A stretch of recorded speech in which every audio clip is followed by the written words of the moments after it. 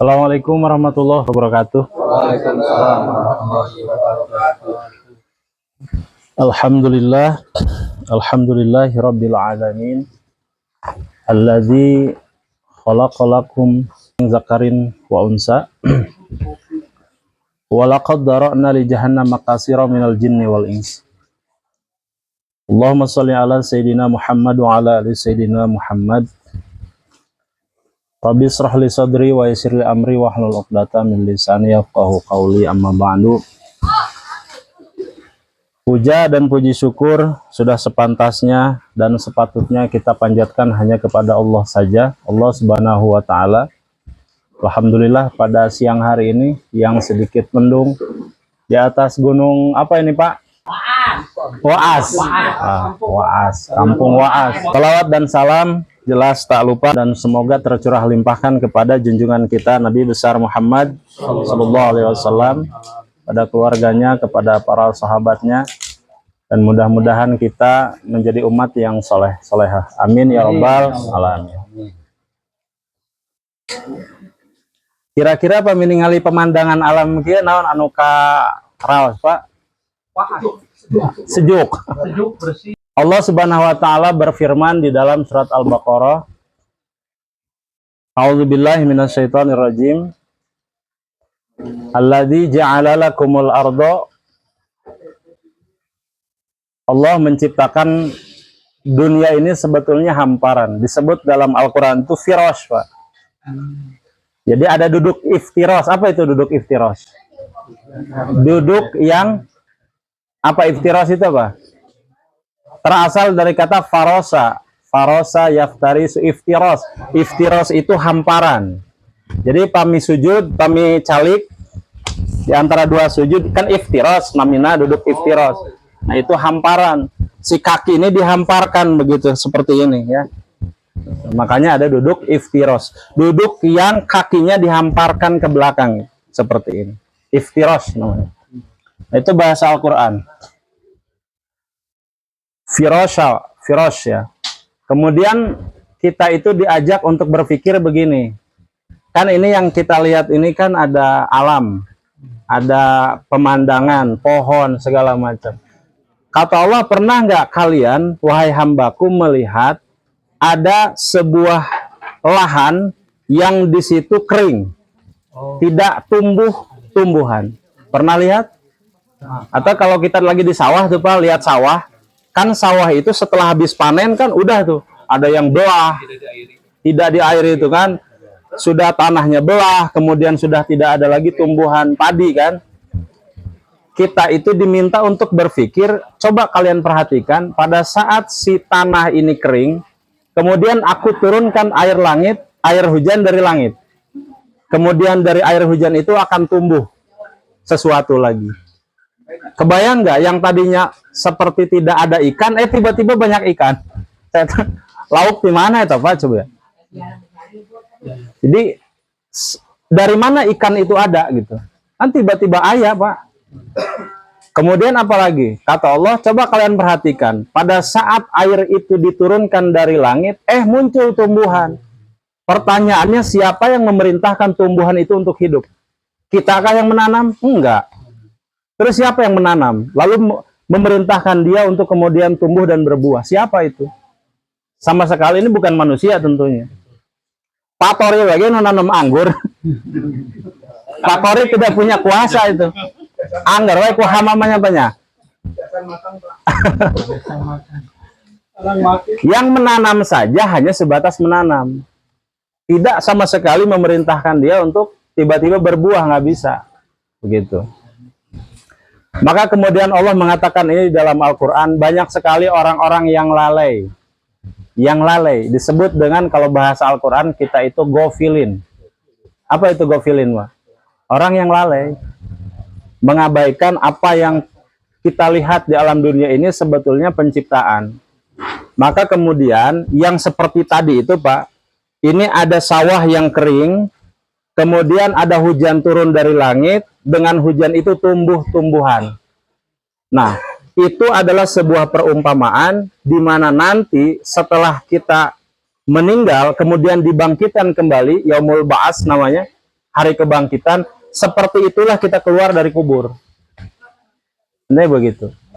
Jadi ini sebuah perumpamaan ketika orang kafir mengatakan kalau nanti kita sudah dimatikan atau kita sudah meninggal, itu tidak ada lagi kehidupan akhirat. Bahkan orang sebelah mengatakan ada proses reinkarnasi. Ya. Ada konsep Indian begitu ya, konsep agama lain itu mengatakan ada reinkarnasi. Reinkarnasi itu kan berarti tidak ada penghisaban, Pak. Udah aja begitu meninggal, terus nanti hidup lagi, meninggal lagi, hidup lagi. Itu proses reinkarnasi seperti itu. Jadi tidak ada proses penghisaban. Tapi dalam Al-Quran ini jelas berbeda. Kalau di Al-Quran ada yang disebut dengan Yaumul Ba'ats. Nah, di sini saya akan jelaskan ada 5 tahapan manusia untuk menuju alam akhirat. Ngeri ya? Orang jalan-jalan tapi akhirat. Kenapa saya angkat tema ini, Bapak-bapak? Karena seringkali nih, pada saat kita piknik, lalai. Sholat, kewelah. Nah, gitu. Seringkali itu, Pak. Seringkali pada saat kita melihat pemandangan, kan niatnya ini kan kita melihat keindahan alam yang kemudian menambah keimanan, kan harusnya begitu. Ini begitu jalan-jalan, malah sholat kakantun kan agak keliru, Pak. Gitu. Mantek ini bedanya Pak rihlah tahsin dengan rihlah biasa nih, Pak. Kalau rihlah biasa mah hajar gitu kan. Di kita beda, Pak. Kata Allah di dalam Al-Quran begini. Walaqad zara'nal jahannama katsiran minal jinni wal ins. Sesungguhnya walaqad berarti kalau ada walaqad di depannya pasti ada fi'il. Walaqad zara'na li jahannama katsiran minal jinni wal ins. Sesungguhnya kami jadikan isi neraka jahanam itu untuk siapa?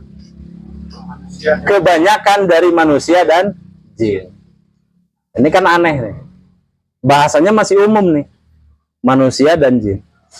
Kemudian lanjutannya, lahum qulubul la yafqahuna biha walahum a'yunul la yubsiruna biha walahum azanul la yasma'una biha. Ini di surat Al-A'raf ayat 7. Ayat 179. Surat ke-7 Al-A'raf itu.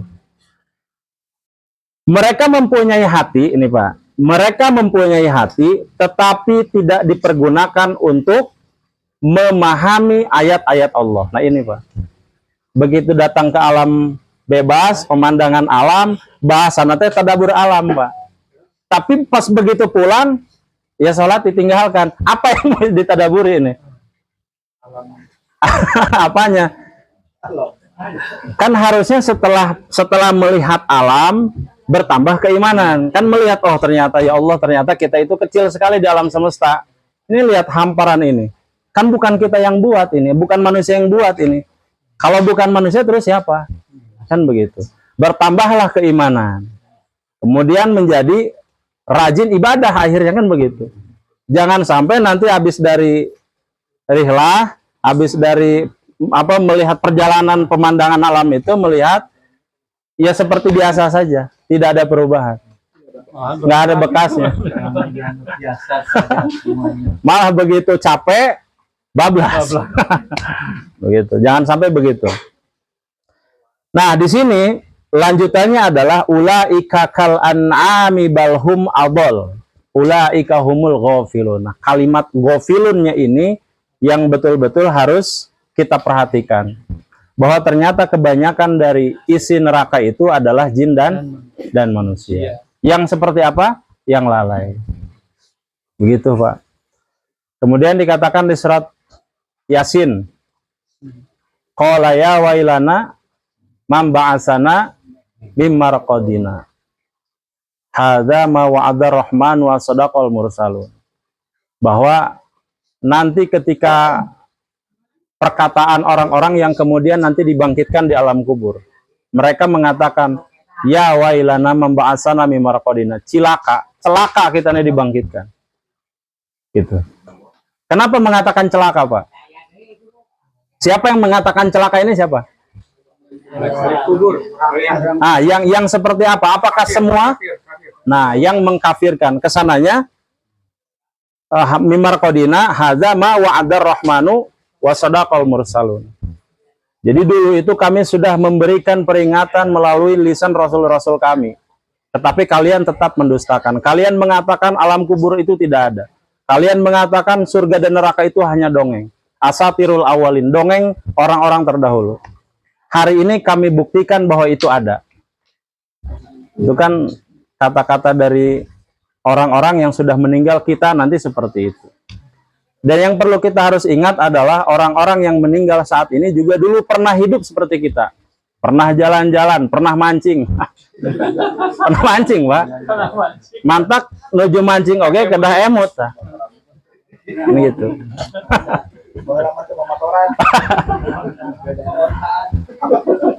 Itu harus diperhatikan, Pak. Jadi di setiap kondisi kita harus tetap ingat zikrullah itu tetap. Jangan menjadi orang yang gofilin tadi. Ya. Gofilin adalah orang-orang yang lalai. Itu barangkali Pak, sedikit saja. Mudah-mudahan poinnya dapat bahwa di setiap perjalanan hidup kita akan melewati fase-fase di mana pada akhirnya kita akan bertemu juga dengan Allah Subhanahu wa taala. Di dalam perjalanan hidup kita itu ada kurang lebih 5, Pak. Ada alam ruh, kemudian alam rahim, kemudian alam manusia. Ini perjalanan fase hidup kita. Alam dunia, kemudian alam barzah dulu, ya. Kemudian nanti dari barzah itu baru alam akhirat. Nah, alam barzakh ini dikatakan dalam Al-Quran, barzakhun itu berarti pemisah. Ini akhirat, ini dunia. Nah, alam barzakh itu ada di sini. Di antara itu. Di antara alam akhirat dan alam dunia. Di sini. Nah, berarti sekarang itu perjalanan kita masih ketiga. Pak Dedi, badai Payunan? Abi mah Payunan. Jadi alam barzakh itu setelah alam dunia. Nah, di sini pada saat orang mau melewati fase ini, itu sudah diketahui pada saat sakaratul maut. Yang kebayang kita nih sama kita nih, sakaratul maut itu indah atau bagaimana, Pak? Tergantung amal. Tergantung amal. Ya, yang terbayang gimana? Mengerikan atau gimana? Menyakitkan. Mengerikan ya. Mengerikan ya. Saya kasih tahu, Pak. Kita melihat sakaratul maut sakit, menyakitkan atau mengerikan itu karena perspektif kita dari sisi pendosa. Begitu. Karena sudut pandang kita adalah sudut pandang pendosa. Dulu ingat nggak kisah Nabi Idris? Pernah tahu? Pernah dengar kisah Nabi Idris, Pak, ketika mau dicabut nyawa? Dia menolak berapa kali? Nah, itu. Nabi Idris itu CS-nya malaikat Israel. CS ini, Pak. CS-nya, Pak. Jadi satu-satunya makhluk di dunia yang pernah hidup dan seorang nabi dan Nabi Idris itu cuman rasul ya. Nabi dan rasul, maaf. Satu-satunya orang yang CS-an sama malaikat Israel. Cuman beliau aja. Bisa nego. Satu-satunya nih, dan tidak akan pernah ada lagi. Pada saat Allah mengatakan kamu sudah saatnya meninggal dunia. Kamu sudah saatnya meninggal dunia. Di situ ada terjadi negosiasi. Dan memang ini secara logika masuk akal. Jadi begitu ditanya malaikat Israel begini, kurang lebih ini bahasa saya ya. Misal apa? Pak Haji Dadium. Ini sudah saatnya nih kamu berpulang. Nah, misalnya begitu ya. Ditanya nih, Nabi Idris ditanya. Kata Nabi Idris, masa iya sih Tuhan itu maha penyayang nggak? Oh, maha penyayang. Maha pemurah nggak? Maha pemurah. Masa Allah yang maha pemurah dan maha penyayang mau menyakiti hambanya dengan mencabut nyawanya? Pinter ya? Iya, pinter Nabi Idris. Kalau maha pengasih, maha penyayang, dikatakan sakaratul maut itu sakit. Kenapa kok Tuhan itu mau menyakiti hambanya? Masuk akal ya? Malaikat Israel karena cuma tahu perintah aja, balik lagi ke Allah tuh. Ya Rob, ini Nabi Idris nih mengatakan begini nih. Saya jawabnya harus bagaimana? Oh begitu. Balik lagi tuh, kamu nanti bilang begini. Idris, bahasa orang Idris. Idris. Nanti kamu katakan ke Idris, apakah seseorang yang mencintai Tuhannya tidak mau bertemu dengan yang dikasihi? Nabi Idris itu kan orang soleh. Orang soleh pasti mencintai Allah sedemikian rupa, gitu kan, namanya juga Nabi dan Rasul. Apakah orang yang mencintaiku tidak mau bertemu denganku? Disampaikanlah tuh ke Nabi Idris. Pas begitu dikatakan begitu, Nabi Idris mengatakan apa? Kalau begitu saya langsung mau bertemu dengan Tuhanku. Siap, samina wa atona. Dicabut. Selesai pada saat itu. Makanya saya mau nanya ke Haji Dedi, Pak Haji Dedi.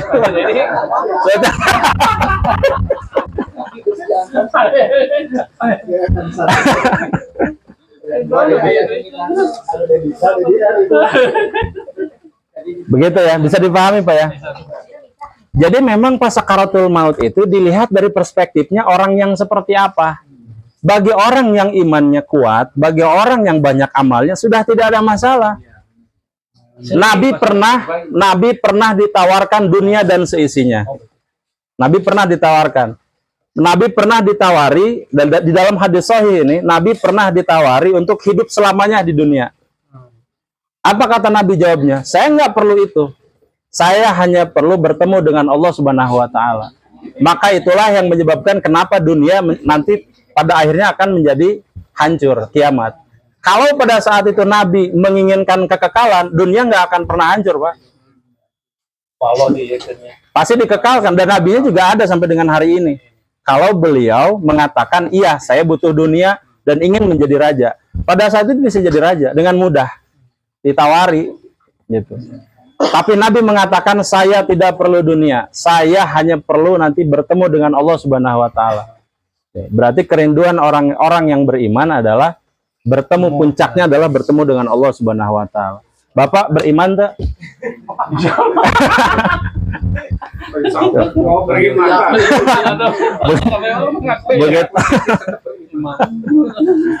Begitu Pak ya.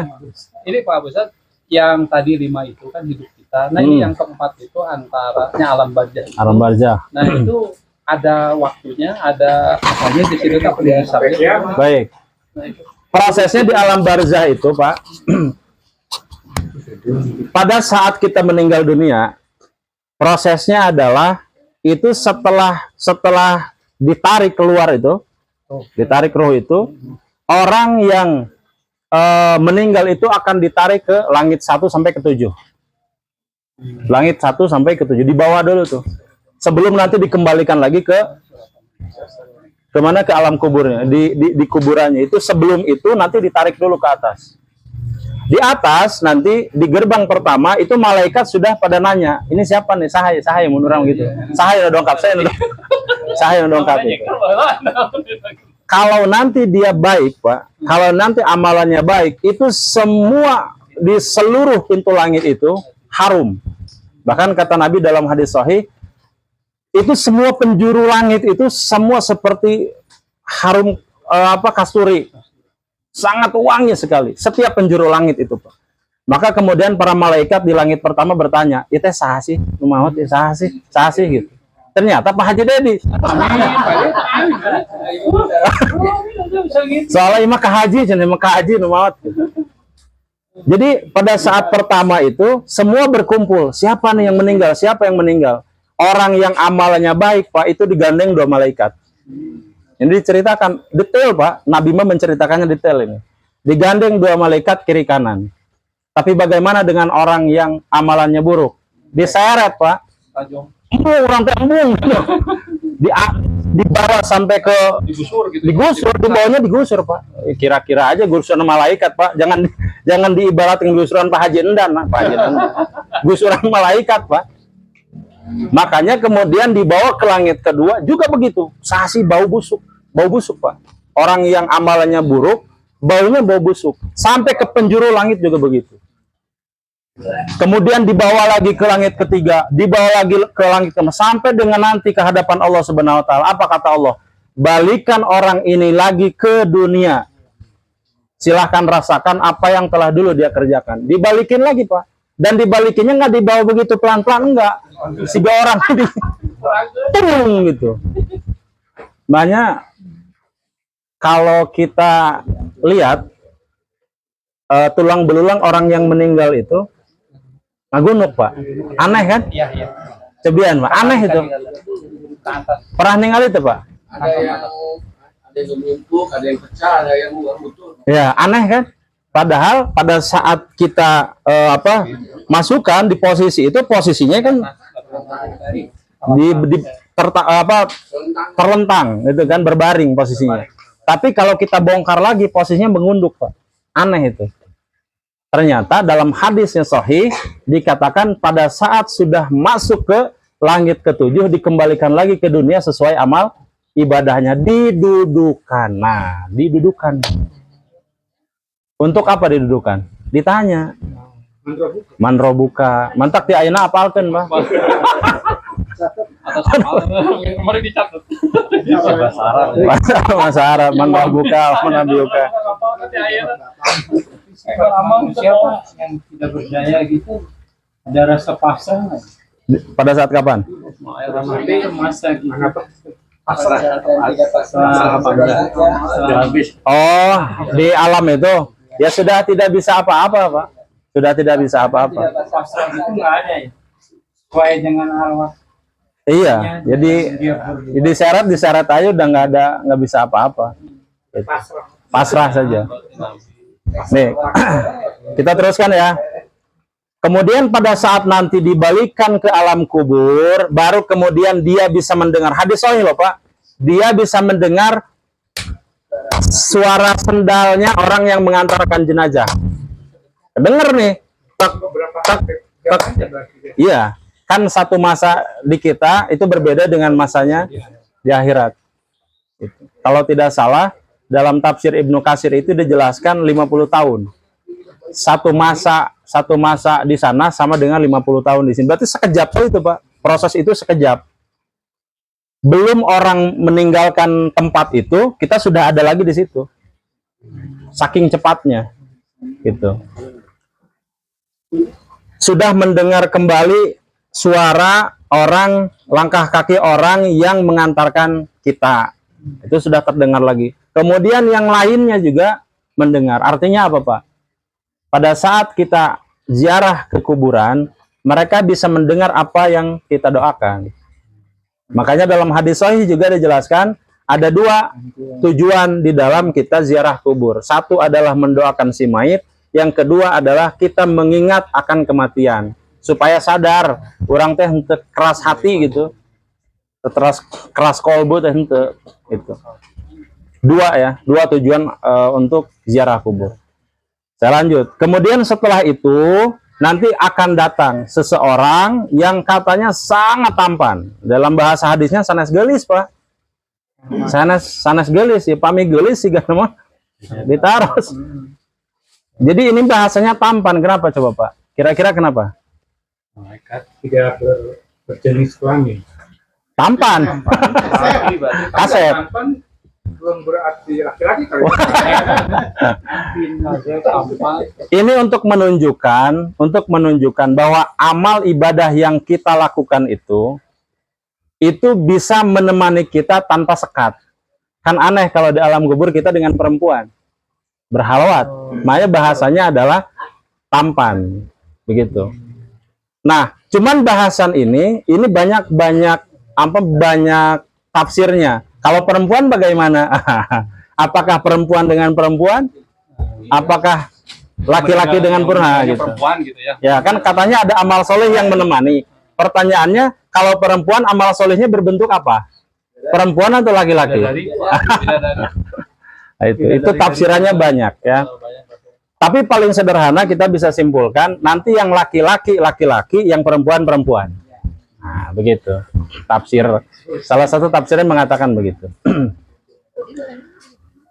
Kemudian di alam barzah itu setelah nanti terjadi ditanya itu, maka kemudian orang yang mendapatkan kenikmatan di alam kubur, dia akan ditidurkan. Sampai kapan ini? Sampai hari kiamat. Ditidurkan sudah, Pak. Jadi ingat-ingat nanti pada saat ya wailana membahasana mimar qadina itu. Pada saat ditiup sangkakala yang keberapa? Pertama apa kedua? Yang pertama hancur alam semesta, yang kedua baru dibangkitkan. Berarti yang kedua. Pada saat yang kedua itu baru seperti kita bangun tidur. Gisik-gisik itu di mana ya? Di mana ya? Dan pada saat itu alam dunia sudah berubah bentuk menjadi hamparan padang disebut padang mahsyar. Sudah jadi hamparan saja, Pak. Ente aya balong bikin ngusep aya. Misalkan gitu. Pas begitu gugah naraskeun ka malaikat, tempat mancing teh di mana? Sama kalakuan Pak Haji dan Pak Haji Lukman.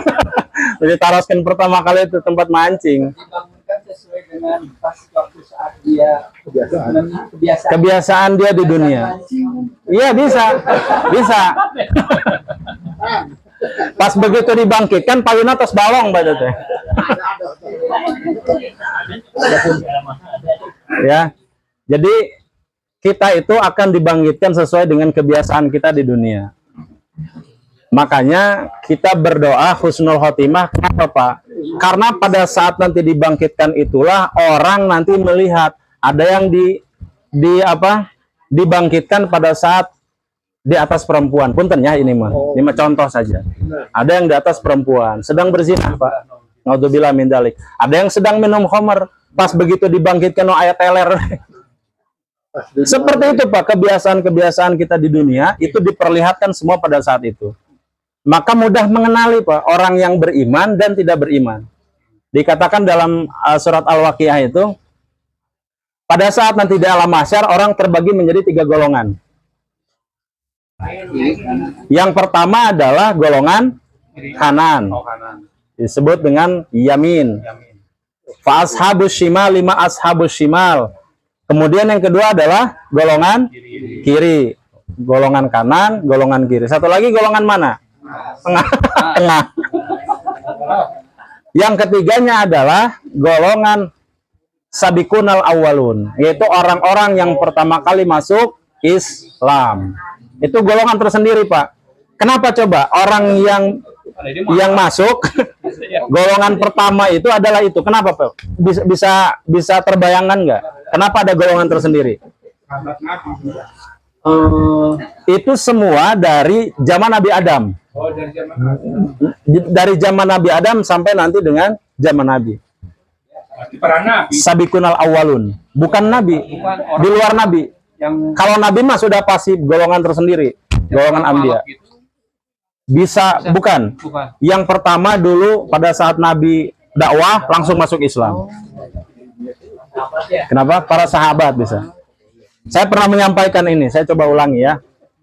Kalau seumpama di zaman kita ada Nabi, yang tadinya kita nih ada agama yang udah kita anut, tiba-tiba ada orang baru mengatakan Tuhan itu bukan Allah misalkan. Tapi Tuhan itu misalkan tangkal takokak misalkan. Misalkan apa? Kita kira-kira percaya nggak? Dengan keimanan kita yang sudah sekarang, seperti berjalan sekarang. Nggak mungkin, Mbak. Nggak mungkin mudah percaya. Kata kita, aimaneh, gelok itu.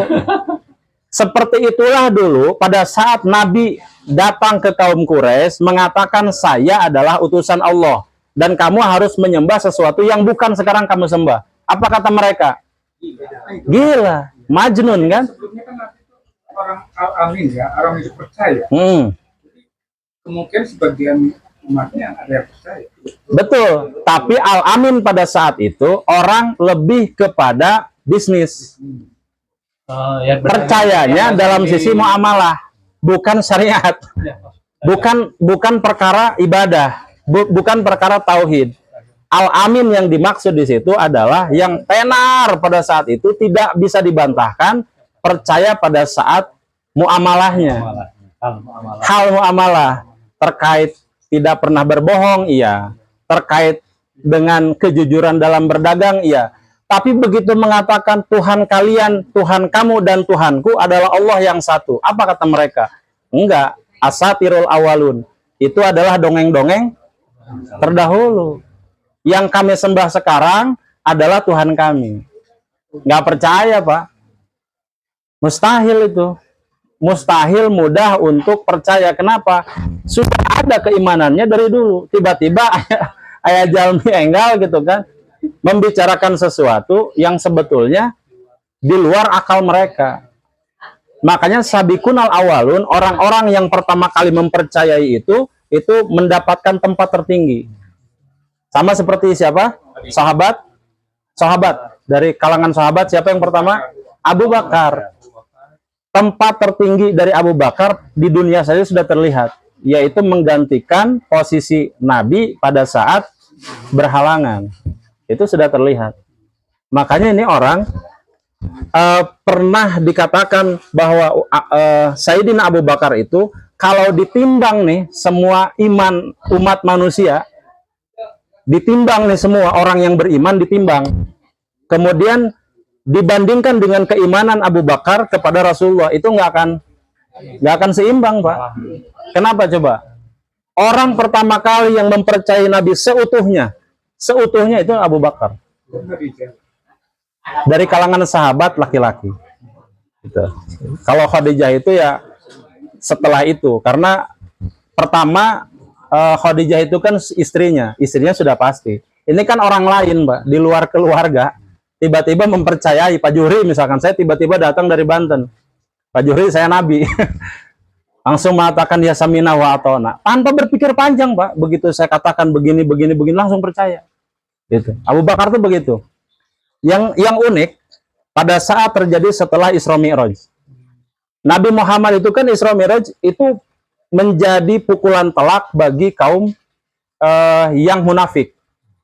Ketika dibawa ke Jabal Uhud itu, kalau betul kamu melakukan perjalanan sampai ke Palestina, Masjidil Aqsa, coba kamu ceritakan dari mulai tiang-tiangnya bagaimana, warna jendelanya seperti apa, suruh diceritakan. Pada saat bisa menceritakan itu, orang-orang yang munafik makin kafir. Orang-orang yang sudah beriman ragu. Bener ya. Sigana Nabi Muhammad ini bener gelo sigana gitu. Karena menganggap ini sesuatu hal yang mustahil. Orang munafik langsung kafir, Pak itu. Wah, bener sigana ya, bener itu. Jalmi itu bener sigana ya. Sigana rada liar gitu. Orang yang munafik kemudian kafir, orang yang sudah beriman ragu. Kata kaum Quraisy pada saat itu, tinggal satu orang nih. Kalau ini orang ini goyah, maka semua kaum muslimin di Mekah pada saat itu goyah. Gitu. Sudah siap? Oh, siap. Kemudian orang kafir Quraisy ini datang, pimpinannya itu datang ke Abu Bakar. Abu Bakar sedang ada di ladang kurma. Sedang ada di ladang kurmanya. Kemudian setelah ada di ladang kurma, ditanya, kamu tahu nggak sekarang Muhammad itu sedang ada di Jabal Uhud, sedang menceritakan tentang kisah Isra Mi'raj. Kamu percaya nggak? Apa kata Abu Bakar? Kalau seandainya di depan saya itu warna putih, kemudian Nabi Muhammad mengatakan itu merah, maka saya akan menutup mata saya dan mengatakan itu merah. Saking apanya coba, Pak? Saking percayanya. Apa yang dikatakan Nabi, apa saja saya sudah pasti percaya gitu. Keimanan Nabi, keimanan Sayyidina Abu Bakar ke Nabi itu sampai sebegitunya, Pak. Maka pantas di surat Al-Waqiah tadi, sabiqunal awalun itu memiliki tempat tersendiri di surga. Jadi ada makomnya Nabi, para Nabi dan Rasul, kemudian nanti ada makomnya para sahabat, sabiqunal awalun, itu tersendiri. Begitu. Pak, begitu ya. Jadi mudah-mudahan ada manfaatnya, sedikit cerita tentang akhirat, supaya kita betul-betul lebih memperhatikan kehidupan kita, bahwa kehidupan ini sementara, tidak lama. Di antara kita nanti siapa saja pasti akan mengalami, tidak tua, tidak muda. Mudah-mudahan kita semua bisa satu sama lain saling mengingatkan dalam kebaikan. Amin. Demikian yang bisa saya sampaikan. Assalamualaikum warahmatullahi wabarakatuh.